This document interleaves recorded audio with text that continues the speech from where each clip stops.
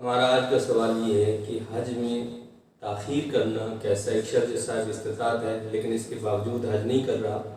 تو یہ حج میں تاخیر کرنا صحیح ہے یا نہیں؟ اب اس کے جواب کے حوالے سے عرض یہ ہے کہ قرآن میں اللہ نے فرمایا کہ وَلِلَّهِ عَلَى النَّاسِ حِجُّ الْبَيْتِ مَنِ اسْتَطَاعَ إِلَيْهِ سَبِيلًا، اللہ تعالیٰ کی عبادت کے لیے لوگوں پر حج بیت اللہ فرض ہے جو استطاعت رکھتا ہو وہاں پہنچنے کی۔ تو جو شخص جب بھی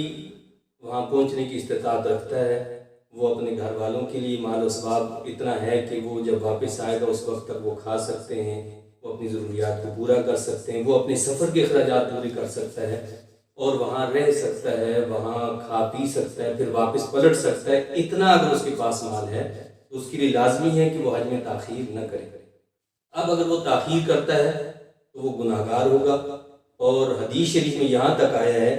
یہ ترمذی شریف کی حدیث ہے، دارمی کے اندر بھی یہ حدیث موجود ہے کہ اگر جو شخص صاحب استطاعت ہے پھر بھی حج نہیں کرتا فَلْيَمُتْ إِنْ شَاءَ يَهُودِيًّا أَوْ نَصْرَانِيًّا، چاہے وہ یہودی ہو کر مرے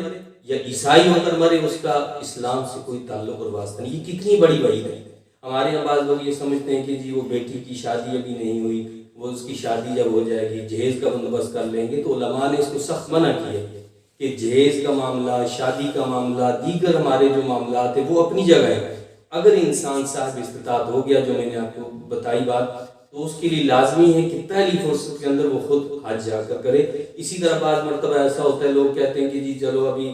میرے پاس اتنی رقم ہے کہ میں خود حج پر جا سکتا ہوں، میری بیوی کے لیے بھی انتظام ہو جائے پھر جاؤں گا، تو یہ بھی اجازت نہیں ہے۔ اگر بیوی کے پاس اتنا پیسہ ہے تو ٹھیک ہے، بہت اچھی بات ہے، ورنہ وہ خود اپنا فرض حج جو ہے وہ ضرور کرے، اس لیے کہ زندگی میں ایک مرتبہ جو حج ہے وہ فرض ہے، اور ایک مرتبہ کم از کم پہلی مرتبہ اسے حج کر لینا چاہیے، اس کے بعد وہ چاہے جتنے بھی نفلی کرے ان میں جتنی تاخیر کرے کوئی مسئلہ نہیں۔ امید ہے کہ آپ نے یہ مسئلہ سمجھ لیا ہوگا، اور جس طرح یہ سب مسئلہ سمجھا ہے اسی طرح آپ